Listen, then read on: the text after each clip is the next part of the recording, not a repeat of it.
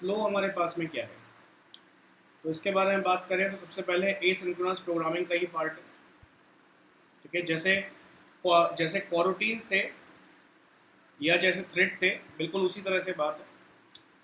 दूसरी बात अगर हम बात करें तो ये कोई सेकेंड या थर्ड पार्टी कोई इंटरफेस नहीं है, ये कॉटलिन का नेटिव पार्ट है। हम इसे कॉटलिन के अंदर कभी भी जैसे भी हम चाहें वैसे इसको यूज़ कर सकते हैं। ठीक है, क्या काम है इसका? लेट सपोज अभी तक हम लोगों ने ये बात कही थी कि भाई जब भी मैं H T T P request बना रहा था, जब भी एक हमारे यूज़र ने एक रिक्वेस्ट भेजी है सर्वर को,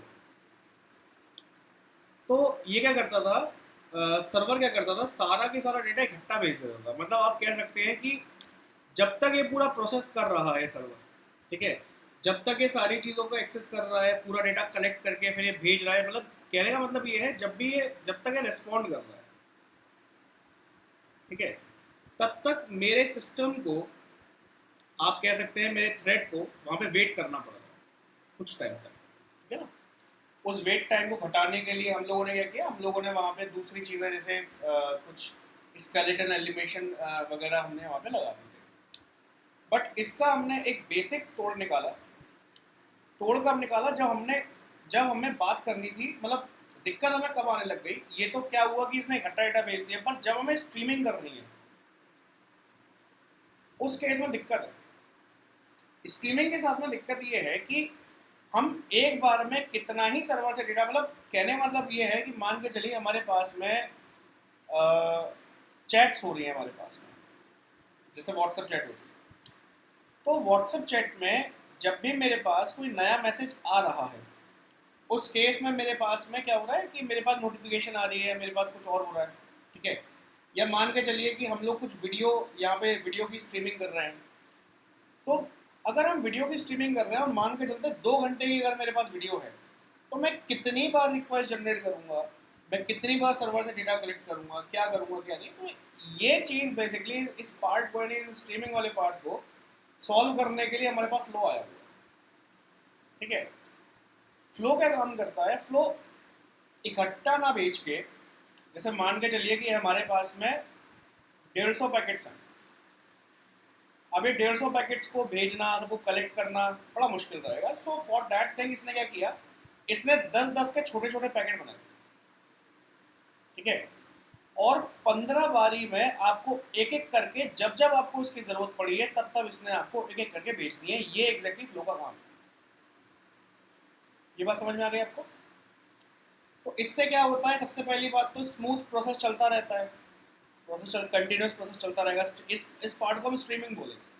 ठीक है ना, तो स्ट्रीमलाइन फ्लो में हमारा जो सिस्टम है वो चलता रहा है, छोटे छोटे पैकेट्स में काम होता जा रहा है। दूसरी बात, अगर छोटे छोटे पैकेट्स में हमारा काम हो रहा है तो क्योंकि ये कंटिन्यूस फ्लो है, इस वजह से ये जो रिक्वेस्ट रिस्पॉन्स का सीक्वेंस होता है ये चलता रहता है, ये बंद नहीं होता। मतलब ये जो ट्रांजेक्शन होती है हमारे पास, ये ट्रांजेक्शन बंद नहीं होती, चलती रहती है हमारे पास। ठीक है, इसको दूसरी भाषा में ब्रॉडकास्ट भी बोलते हैं। ठीक है, फिर तीसरी चीज क्या है कि जब ये काम होता है, ऐसे केस में आपका जो आपका ब्लॉक ऑफ कोड होता है या जो आपका थ्रेड होता है वो भी ब्लॉक नहीं होता है इसकी वजह से। ठीक है ना, नहीं तो क्या होगा, इस रिक्वेस्ट में पहले ये पूरा वेट करेगा, वेट करते हुए काम करेगा, फिर भेजेगा, फिर हैंडल होगा, तो इस केस में हमारा थ्रेड ब्लॉक हो जाएगा। ठीक है, इस चीज़ को फाइंड आउट करने के लिए, इस चीज़ के लिए बेसिकली फ्लो का यूज़ होता है। ये पूरा क्लियर हो गया आपको मनोज जी? ये क्लियर हुआ? ठीक है, अगर हम इसके थोड़े से कंसेप्ट में आगे बढ़ते हैं, मतलब किसी को कंसेप्चुअली और पढ़ते हैं, तो हम यहाँ पे सिचुएशन समझते हैं। हमारे पास 2-3 सिचुएशन मान लेते हैं, 2-3 केसेस है, जिसमें से पहला केस हम मान लेते हैं कि हमारे पास में हम लोग किसी एक सर्वर के ऊपर जो हमने डेटाबेस बना के रखा हुआ है, इस डेटाबेस के ऊपर हमें डेटा चाहिए। ठीक है, और डेटा कैसा चाहिए, हम बार बार हमें डेटा चाहिए इसके अंदर, बार बार स्ट्रीम फ्लो में हमें डेटा चाहिए इस केस में। ठीक है ना, ऐसे केस में क्या होगा, अगर हम सिंगल बार एच रिक्वेस्ट भेजेंगे उससे रिस्पॉन्स उतना ही आएगा जितना हमने मांगा होगा सर्वर से, ठीक है ना। उस केस में अगर एक ट्रांजैक्शन बंद हो गई तो मुझे इस ट्रांजैक्शन को वापस से ओपन करना पड़ेगा। और हम ये जानते हैं कि एक बार अगर कोरोटीन के अंदर कोई पार्ट बंद हो गया तो वो दोबारा स्टार्ट नहीं होता है, वो हमें करना पड़ता है स्टार्ट, ये आपको याद होगा, ठीक है। तो उस केस में क्या होगा, या तो मुझे इस कोरोटीन को डिस्ट्रॉय करके वापस रन करना पड़ेगा, ठीक है, या फिर मुझे लाइफ साइकिल या फिर मुझे एक्टिविटी में कुछ काम करना, मतलब कहने का मतलब ये है अगर इस ट्रांजैक्शन को, इस अकेली ट्रांजैक्शन को हैंडल करने के लिए मुझे कुछ ना कुछ जुगाड़ ऐसी बनानी पड़ेगी जिससे ये काम हो जाए, जो कि एक बहुत मेहनत वाला काम है, बहुत लंबा चौड़ा काम है। हो सकता है कि उससे कोई और दिक्कत पैदा हो जाए आपके ऐप के अंदर। फॉर दैट थिंग हमारा फ्लो काम करता है, क्योंकि मैंने आपको ऑलरेडी बताया हुआ फ्लो क्या काम करता है। यहाँ पे छोटे छोटे पैकेट्स में डेटा को ट्रांसफर करता है, इस ट्रांजैक्शन को बंद होने नहीं देता है, ठीक है। कब तक नहीं बंद होने देगा, अब ये भी क्वेश्चन आता है कब तक बंद नहीं होने देगा। तो यहाँ पे जिस कोरोटीन की हम बात कर रहे हैं, जिस कोरोटीन पे फ्लो रन करेगा, ये डिपेंड करेगा कोरोटीन के ऊपर कि हम एग्जैक्टली मांग किसके अंदर रहे हैं। अगर मैं यहाँ पे व्यू मॉडल कोरोटीन के अंदर व्यू मॉडल कोरोटीन का अगर मैं यूज कर रहा हूँ, व्यू मॉडल स्कोप का यूज कर रहा हूँ, तो ये फ्लो, ये ट्रांजैक्शन तब तक चलेगा जब तक मेरे MVVM को जरूरत होगी उसकी, यानी जब तक मेरे व्यू मॉडल को जरूरत होगी। MVVM में भी मॉडल और व्यू के बारे में हम बात नहीं कर रहे हैं, हम सिर्फ व्यू मॉडल के बारे में बात कर रहे हैं, है ना। जब तक मेरे व्यू मॉडल के अंदर काम चलेगा तब तक ये फ्लो की ट्रांजैक्शन चलेगी, अदरवाइज बंद हो जाएगी, ठीक है। दूसरी चीज क्या है इसी के केस में, दूसरा कोरोटीन क्या है मेरे पास, life cycle. Life cycle scope है मेरे पास में, जैसे व्यू मॉडल स्कोप है वैसे लाइफ साइकिल स्कोप है। लाइफ साइकिल स्कोप के अंदर फ्लो तब तक काम करेगा जब तक लाइफ साइकिल एंड ना हो जाए इसकी, जब तक लाइफ साइकिल इसकी एंड ना हो जाए। कहने का मतलब ये है अगर मैं ऐसे ग्लोबल स्कोप पे चला दूंगा तो फिर दिक्कत है ना। क्यों दिक्कत है, रीजन क्या है, बंद नहीं होगा, बिल्कुल ठीक। हमें चाहिए कि भाई एक एक ट्रांजैक्शन लेवल तक ये काम करता रहे या एक स्पेसिफाइड लेवल तक काम करता रहे। सो अगर वो स्पेसिफाइड लेवल एक्टिविटी बेस पे है तो हम लाइफ साइकिल स्कोप का यूज़ कर रहे हैं। अगर हम लोग व्यू मॉडल के अंदर काम कर रहे हैं तो व्यू मॉडल स्कोप का यूज़ कर रहे हैं कोरोटीन का। तो ये कोरोटीन बेस्ड रहता है पार्ट, ठीक है ना। इसमें कोई डाउट है आपको? हाँ, एक्टिविटी की लाइफ साइकिल के बेस पे होता है, ठीक है ना, कि मेरे पास जब तक एक्टिविटी रन करेगी तब तक ये स्कोप, तब तक इसके ऊपर होने वाले कोरोटीन्स जो भी है वो अपना काम करता रहेगा। एक बार लाइफ साइकिल बंद हुई तो कोरोटीन डिस्ट्रॉय हो जाएगा। यही फ्रेगमेंट के लिए भी लाइफ साइकिल, मतलब फ्रेगमेंट और उसके लिए, दोनों के लिए, ठीक है ना। अच्छा, दूसरा केस समझते हैं। दूसरा केस हमारे पास क्या है, मतलब डेटाबेस वाला तो समझ में आ गया ना आपको कि डेटाबेस अगर हम फैच करना है, मल्टीपल डेटा हमारे पास में है, सीक्वेंस हमारे पास में है, तो सर्वर से ट्रांजैक्शन चलती रहेगी, फ्लो चलता रहेगा इसके अंदर, ठीक है ना। आज तो हम लोग बेसिकली ट्रांजैक्शन इसके ऊपर, सर्वर के ऊपर बात नहीं करेंगे। आज हम लोग थोड़ा लोकल ही एक कंपोनेंट को डिज़ाइन करके देखेंगे, ठीक है।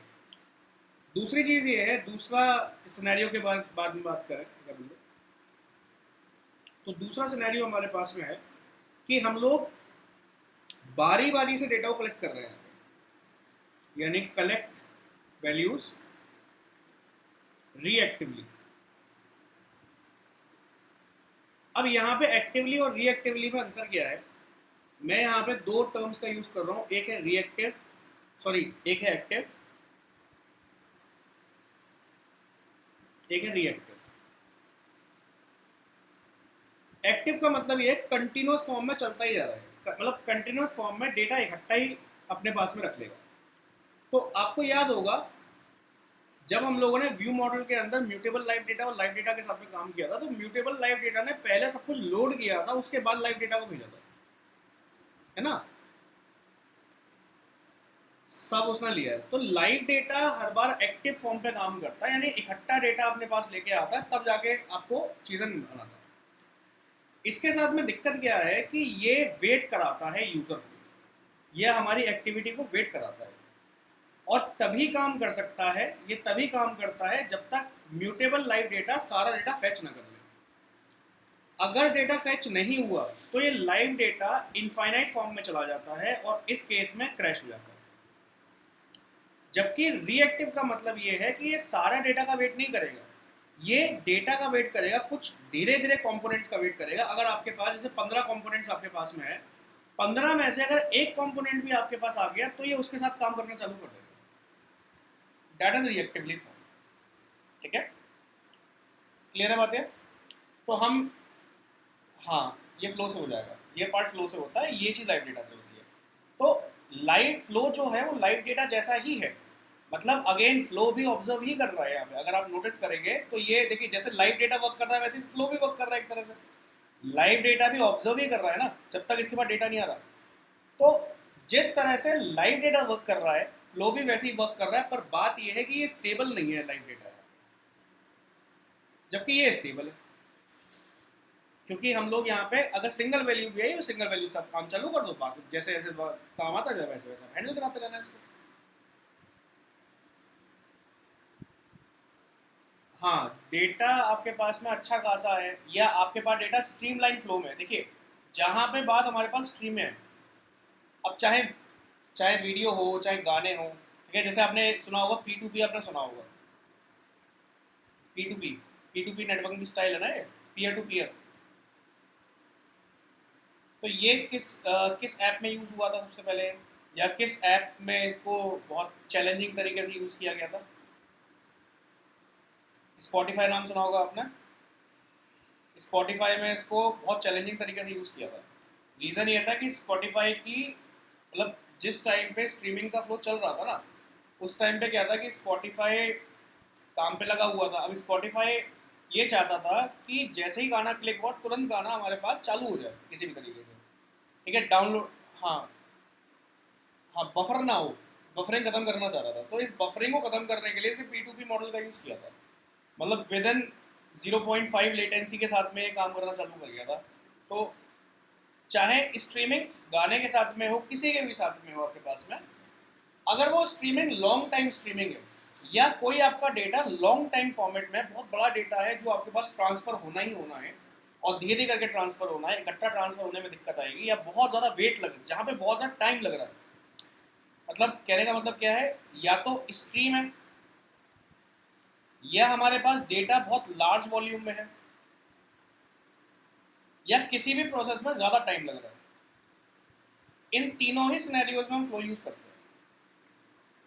एग्जाम्पल के तौर पे, मेरे पास जो डेटा डाउनलोड होना है वो सिर्फ 1 MB का ही है सर्वर से, ज़्यादा बड़ा डेटा नहीं है, ठीक है।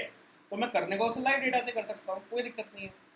पर इस 1 MB डेटा को प्रोसेस करने के लिए मेरे सर्वर को बहुत काम करना पड़ता है।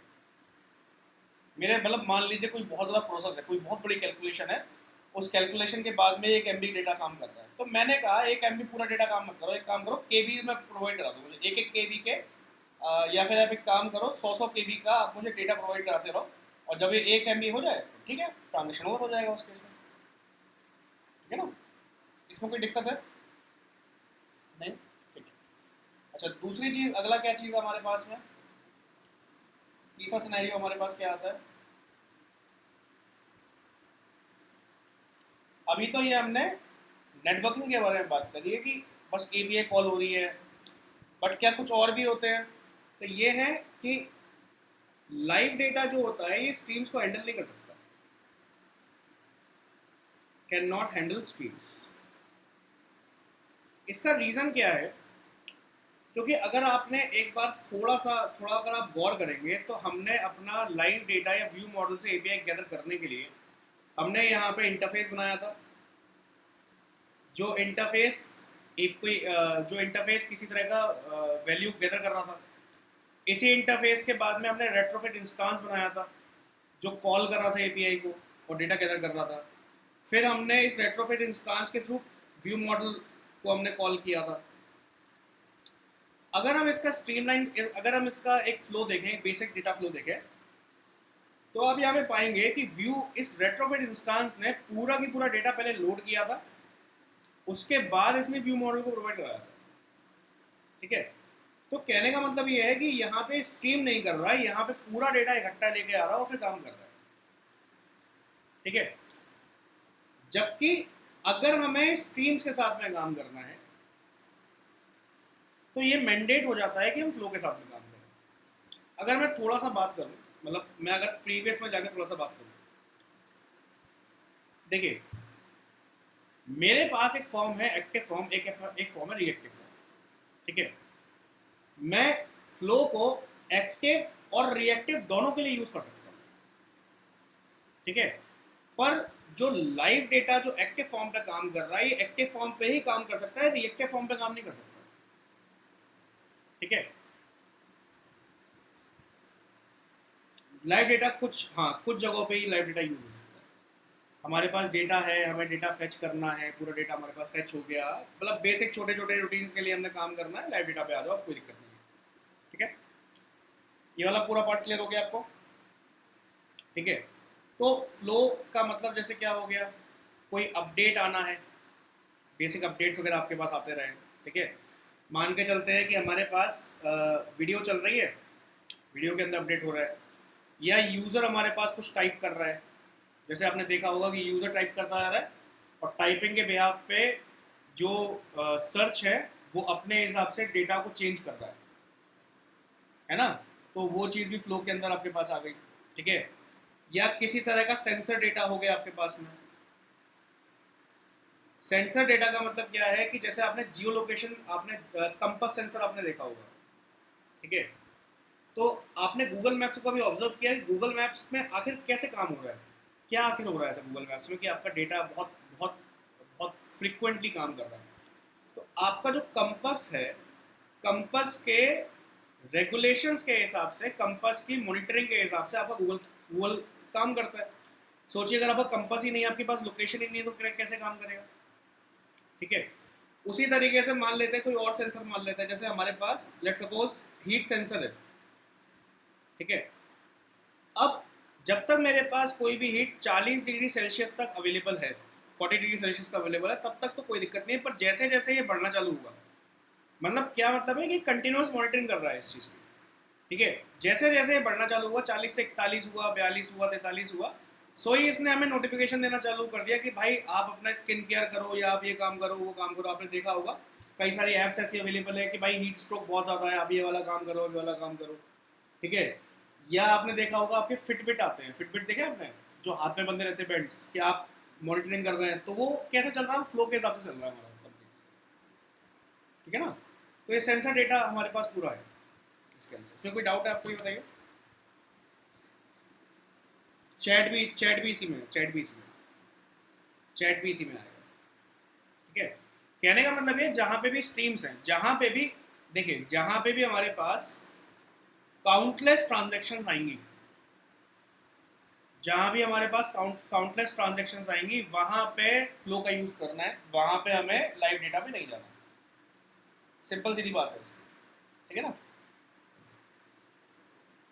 हाँ कंटिन्यूस डेटा आपको चाहिए, कंटिन्यूस डेटा आप सीख कर रहे हैं, कंटिन्यूस डेटा आप डिमांड कर रहे हैं, then you have to go with that part, that flow part. ठीक है, इसमें कोई डाउट हो गया आपको, कोई डाउट नहीं है।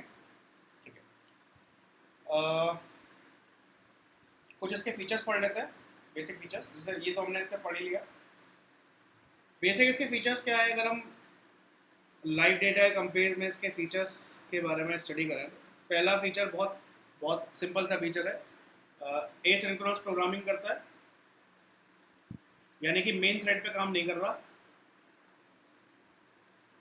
मेन थ्रेड के ऊपर मेन थ्रेड का मतलब काम ना करने का मतलब ये है कि ब्लॉक नहीं करेगा मेन थ्रेड को। ठीक है, ब्लॉक नहीं होने देगा, पैरेलली काम करता रहेगा।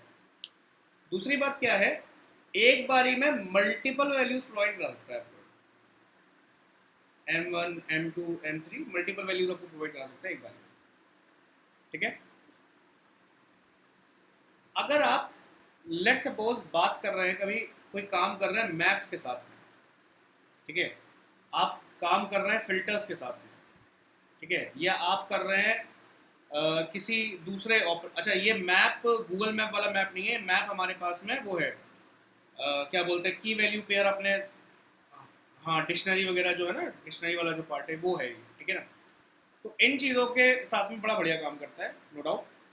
और चौथी चीज़ क्या है, ये आराम से व्यू मॉडल के साथ में इंटीग्रेट हो सकता है, कोई दिक्कत नहीं है। अच्छा क्यों इंटीग्रेट हो सकता है, क्योंकि कॉटलिन का नेटिव फीचर है, इस वजह से व्यू मॉडल रूम के साथ में, रेट्रोफिट के साथ में बहुत बहुत अच्छी तरीके से इंटीग्रेट हो जाता है, इसमें कोई दिक्कत नहीं होती। ठीक है, इसमें कोई डाउट है आपको? कोई डाउट नहीं है, ठीक है। अच्छा, एक हमारे पास टर्म और आता है, इसको भी हम डिस्कस कर लेते हैं क्योंकि इधर ही खत्म हो जाएगा तो फिर हमें आगे का कोई बचेगा नहीं इस वाले पार्ट में। तो ये वाला पार्ट है लाइव डेटा वर्सेस फ्लो, कि किन किन पार्ट्स में लाइव डेटा अच्छा है बुरा है, फ्लो अच्छा है बुरा है, ये हमें देखना है। ठीक है, तो अगर हम लोग यहाँ पे लाइव डेटा वर्सेस फ्लो अगर ऐसे बना लेते हैं,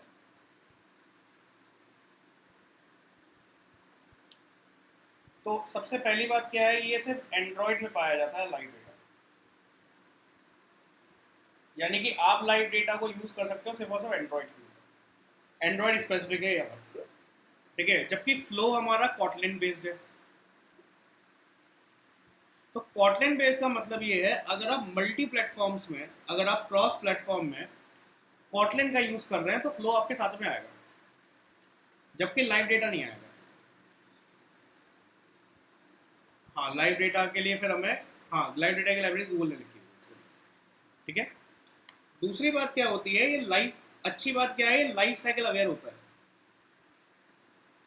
मतलब एक बार अगर आपने साइकिल, एक बार आपने एक्टिविटी डिस्ट्रॉय करी तो लाइफ डेटा ऑटोमेटिक डिस्ट्रॉय हो जाएगा, आपको कुछ करने की जरूरत नहीं है। पर यहाँ पे फ्लो के साथ में आपको काम करना पड़ता है। फ्लो की ये गलत चीज़ थोड़ी सी, फ्लो बाय डिफॉल्ट, मतलब ये तो बाय डिफॉल्ट आता है, लाइफ साइकिल तो बाय डिफॉल्ट आता है हमारे पास कि भाई अगर आपने लाइव डेटा यूज़ किया हुआ है, अगर आप व्यू के अंदर कुछ पास ऑन कर रहे हो और बाई चांस अगर आपका जो एक्टिविटी डिस्ट्रॉय होती है तो ऑटोमेटिक लाइव डेटा भी डिस्ट्रॉय हो जाएगा, कुछ आपको करने की जरूरत नहीं है। जबकि फ्लो के अंदर ये काम हो सकता है पर बाय डिफॉल्ट नहीं होता, नॉट बाय डिफॉल्ट। बट हम इसको कॉरोटीन वगैरह लाइफ साइकिल, इसी वजह से हम यहाँ पे लाइफ साइकिल कॉरोटीन का यूज करते हैं। ठीक है, that's why we use life cycle coroutine to create this, we use life cycle, हाँ हाँ हाँ, लाइफ साइकिल कॉरोटीन को हम इसको यूज करते हैं, इसी वजह से यूज होता है। ठीक है, यहाँ पे लाइफ साइकिल कॉरोटीन को आपको लगाने की कोई जरूरत नहीं है। ठीक है, यहाँ पे आप लगा सकते हो, व्यू मॉडल लगा सकते हो, व्यू मॉडल के हिसाब से काम होता रहो, लाइफ साइकिल कॉरोटीन लगाने की जरूरत नहीं है। जबकि यहाँ पे हमें लाइफ साइकिल कॉरोटीन मैंडेट हो जाता लगाना, अगर हम लोग एक्टिविटी के बेसिस पर काम करने वाले हैं तो। ठीक है, तीसरी चीज क्या है, one transaction at a time.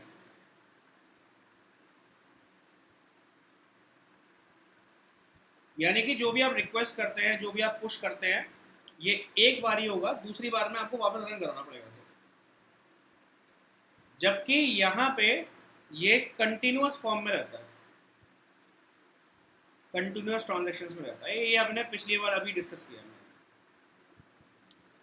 और चौथा क्या होता है, अगेन ये जब भी हमारे पास स्ट्रीम्स आती हैं तो स्ट्रीम्स के साथ लेस फ्लेक्सिबल या फिर नॉट फ्लेक्सिबल विद स्ट्रीम्स, यानी स्ट्रीम्स के साथ में बिल्कुल फ्लेक्सिबल नहीं है, जबकि ये perfect flexible, perfect flexible with streams. कोई डाउट है इसमें आपको? ठीक है, अच्छा इसकी वजह से क्या होता है, इसकी वजह से थोड़ा सा है ना, ये पावरफुल भी हो जाता है क्योंकि स्ट्रीम्स अगर हैंडल कर रहा है तो पावरफुल हो गया थोड़ा सा। ठीक है, अच्छा एक और चीज़ है यहाँ पे कि अगर मेरी लाइफ साइकिल की स्टेट चेंज होती है, अगर मेरी लाइफ साइकिल की स्टेट चेंज होती है, स्टेट लाइफ साइकिल अगर मेरे पास चेंज होती है तो डेटा मेरे पास में लाइव डेटा के अंदर सुरक्षित रहता है, कोई दिक्कत नहीं होती उसके अंदर। ठीक है, जैसे याद होगा आपको, हमने उसका ओरिएंटेशन चेंज किया था, याद है? हमने उसको पोर्ट्रेट से लैंडस्केप में चेंज किया तो उसका डेटा बरकरार रहा था, जैसे उसका डेटा था वैसा का वैसा रहा डेटा उसका, याद होगा है ना? पर फ्लो के साथ में ये चीज़ नहीं होती है, थोड़ा ये इसका ड्रॉबैक है कि ये, क्योंकि देखिए लाइफ साइकिल पे बेस्ड ही नहीं है एक पार्ट, हमें तो बताना पड़ रहा है एक बार। तो यहाँ पे थोड़ा सा हमें कोड ये करना पड़ता है कि जब भी इसकी लाइफ साइकिल की स्टेट चेंज होती है तो हमें इस बात का ध्यान रखना पड़ता है कि फ्लो हैंडल नहीं करेगा इस काम को, अगर इसको लाइफ साइकिल में चेंजेस दिखे तो ये वापस से सारी चीज़ें करना चालू कर देगा। ठीक है, मतलब ऐसा नहीं है कि जैसे यहाँ पे तो एक बार पूरा काम हो गया, तो एक बार काम हो गया तो ठीक है भाई, मेरे पास आपका काम रखा हुआ, अगर आपने स्टेट चेंज भी करी हुई तो भी आपका काम सुरक्षित है, आप ये लो अपना काम, ऐसा कुछ यहाँ पे हमने करके दे दिया है। फ्लो के अंदर अगर स्टेट चेंज हुई तो उसको समझ में आएगा नहीं, क्योंकि एप्लीकेशन बेस्ड है नहीं, लाइफ साइकिल बेस्ड है नहीं है, तो इस वजह से पूरा जो वर्क है ये रिपीट करना चालू कर देगा आपके पास में। ठीक है, ये मैं अभी आपको दिखा दूंगा इसका। क्लियर है बात इतनी? इसमें कोई डाउट आपको? क्लियर है? चलिए ठीक है, तो इसको बनाते हैं।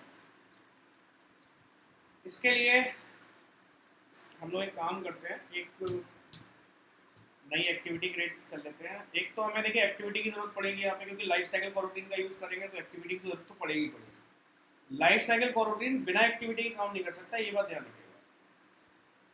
ठीक है, लाइफ साइकिल कॉरोटीन को चलाना है तो एक्टिविटी चाहिए ही चाहिए होगी, चाहे कुछ भी होगा। तो मैं सबसे पहले अपना एमुलेटर रन कर लेता हूँ, उसके बाद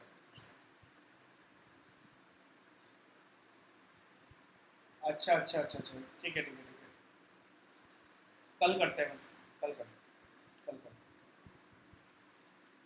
ठीक है, कल कर लेते हैं। मैं समझ रहा हूँ, समझ रहा हूँ, हाँ हाँ, ये नहीं है। ठीक है, कोई दिक्कत नहीं है, इसको देख लेते हैं।